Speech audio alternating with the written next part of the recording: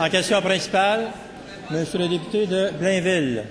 Monsieur le Président, depuis des mois, le monde municipal est ébranlé par une série de scandales. Et encore ce matin, d'autres cas douteux sont révélés. Il y a des contrats de construction faits sur mesure pour éviter les procédures d'appel d'offres à Saint-Donat, ou encore le maire de Terrebonne qui obtient un prêt pour l'achat d'un immeuble avec l'aide d'un entrepreneur qui reçoit des millions de dollars de la municipalité. Et ce même maire n'aurait pas pensé qu'il devait déclarer ce prêt dans sa déclaration de pécuniaire. Et bien, que fait le ministre et le ministère pendant ce temps-là?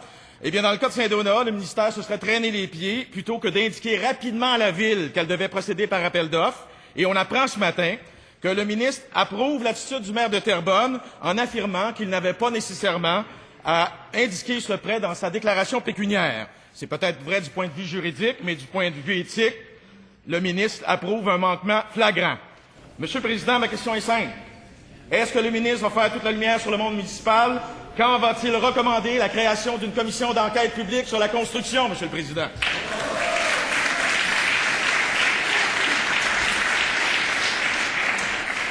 Monsieur le ministre des Affaires municipales. Oui, Monsieur le Président, depuis un an, on a déposé un ambitieux projet, donc le projet de loi 76, qui est devenu une loi, qui a été votée donc à l'unanimité ici à l'Assemblée nationale, qui prévoyait trois choses. Un, plus de transparence dans les contrats municipaux qui seront portés sur le système d'appel d'offres public.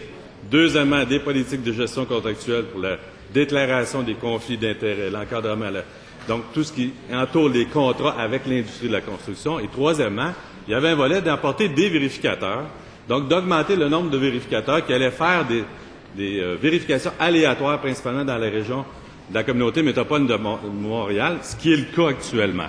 Deuxièmement, et notre collègue nous le rappelle, concernant la déontologie, on a un projet de loi qui est en étude actuellement, éthique et déontologie municipale, la loi 109 qu'on va étudier encore tout à l'heure. Alors, avec cet outil-là, ça permettrait donc d'encadrer le travail des élus, les attentes, augmenter la confiance des citoyens et de sanctionner lorsque les comportements sont répréhensibles à travers un commissaire à l'éthique par un service des plaintes. D'ailleurs, concernant la maire de Terrebonne, j'ai indiqué hier, après les vérifications qui ont été présentées, que les vérificateurs sont débarqués. Maintenant, le maire de Terrebonne a demandé l'intervention du gouvernement.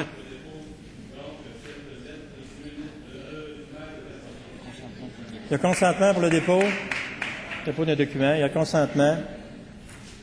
En question complémentaire, Monsieur le député de Blainville. Président, de toute évidence, les mesures mises en place ne fonctionnent pas. Combien de reportages, combien d'enquêtes journalistiques, combien de vérifications du ministère faudra-t-il pour que le ministre fasse pression sur son premier ministre, sur le Parti libéral, pour déclencher une commission d'enquête, à moins que le Parti libéral ait peur qu'on ne révèle certaines pratiques douteuses à leur endroit?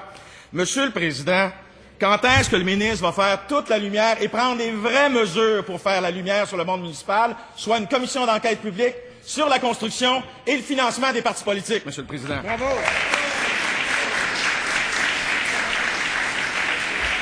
Monsieur le ministre des Affaires municipales. Quand on a déposé le projet de loi 76, qui est devenu une loi, le député de Saint-Maurice a dit « ça va changer le monde municipal ». C'est une révolution dans le monde municipal.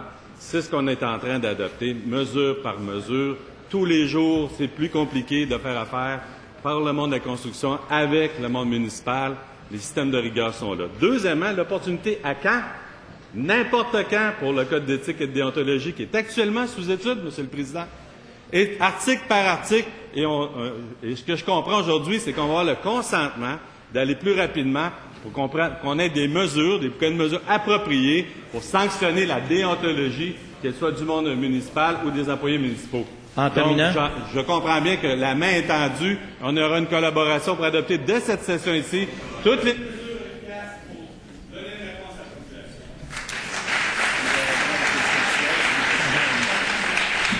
En question complémentaire, Monsieur le leader adjoint de l'opposition officielle et député Chambly.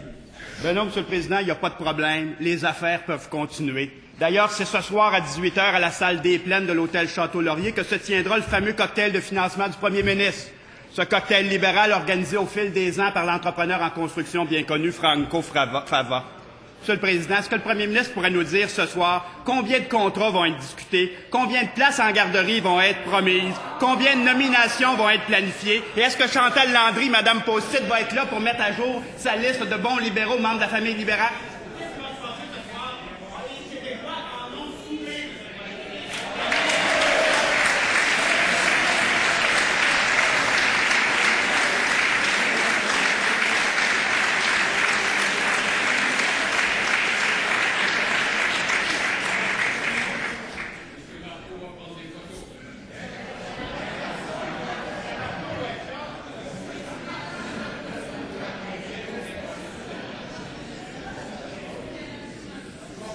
S'il vous plaît.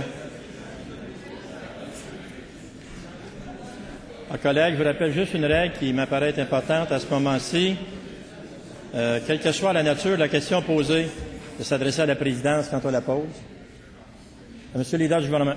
Ça me permet de rappeler, dans une première réponse, je sais qu'il y aura d'autres questions, de rappeler qu'au niveau du financement des partis politiques, avouons qu'il s'agit d'un exercice qu'on fait et qu'on constate qu'il est démocratique. Depuis bien longtemps d'ailleurs, qu'il y a des corrections à apporter, nous en convenons tous. C'est pourquoi il y a eu des projets de loi qui sont sur la table, 113, 114 et d'autres, notamment une loi anti-prête-nom, notamment une loi qui octroie des pouvoirs supplémentaires au DGE. Je rappelle encore une fois, c'est une occasion qui m'est donnée, que nous souhaitons pouvoir l'adopter à cette session-ci. Je sais que nous avons le code d'éthique, que nous faisons un travail studieux là-dessus, mais je le répète, nous voulons que ces projets de loi soient adoptés à cette session-ci. Maintenant, puisque le député nous parle de ces activités, je vais me permettre de parler du rapport Moisan. Monsieur le Président, la prochaine...